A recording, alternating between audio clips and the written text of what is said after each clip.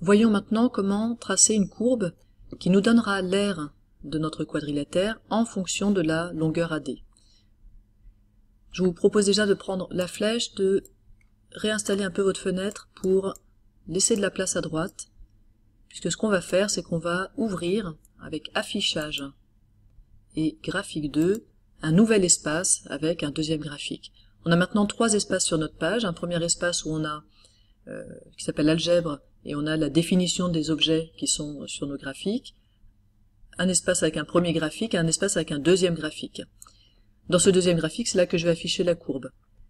Avec un clic droit, donc je vais cliquer d'abord sur le graphique, puis je fais clic droit, vous pouvez choisir d'afficher ou non les axes, nous on veut les afficher, d'afficher ou non une grille, etc.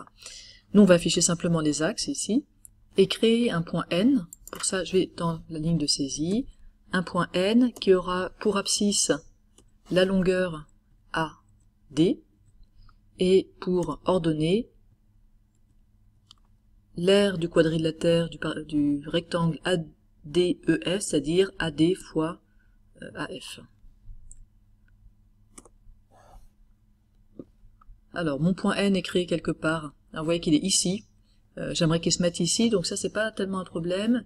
Vous le trouvez soit dans la liste d'objets, soit sur ce point. Vous faites un clic droit, propriété, dans Avancer.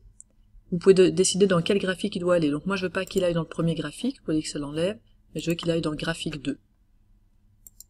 Voilà, mon point N est créé dans le graphique 2.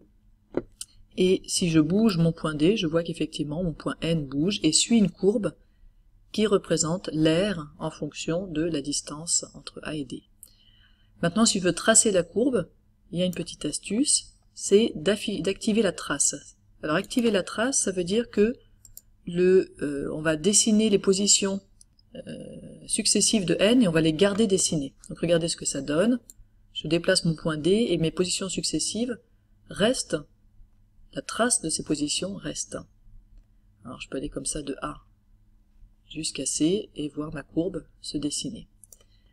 Pour effacer la courbe, il suffit de déplacer un peu le graphique en cliquant dessus, en bougeant, et puis vous pouvez désactiver la trace en recliquant sur activer la trace. Dans ce cas-là, à nouveau la trace n'est pas activée.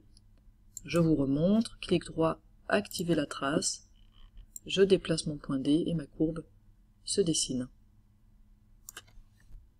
Une dernière chose que vous pourriez avoir envie de faire, donc je vais cliquer sur le graphique 2 et je vais créer sur le graphique 2 l'abscisse de mon point N et l'ordonnée de mon point N pour bien montrer aux élèves ce que représente cette abscisse, bien montrer que c'est la longueur AD et ce que représente l'ordonnée, c'est l'aire DEF. Donc pour ça, je vais créer un point que je vais appeler N_X et qui va être égal à, pour abscisse, il a l'abscisse de N, donc X parenthèse N, et pour ordonnée, il a 0.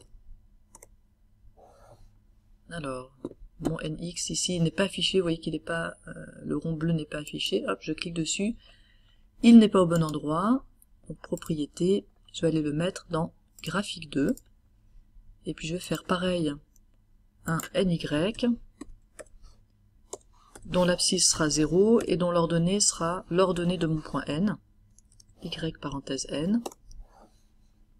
Alors, il est affiché, mais à nouveau ici et pas dans le graphique 2. Hop, donc là je remets au bon endroit. Et puis entre ça, je peux créer par exemple un segment.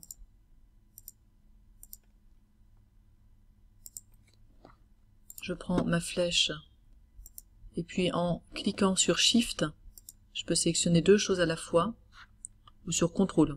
Voilà, sur CTRL, vous sélectionnez deux objets à la fois, puisque ces deux objets, je vais leur donner les mêmes propriétés, à savoir que je ne veux pas afficher l'étiquette, et je vais les mettre en trétillé.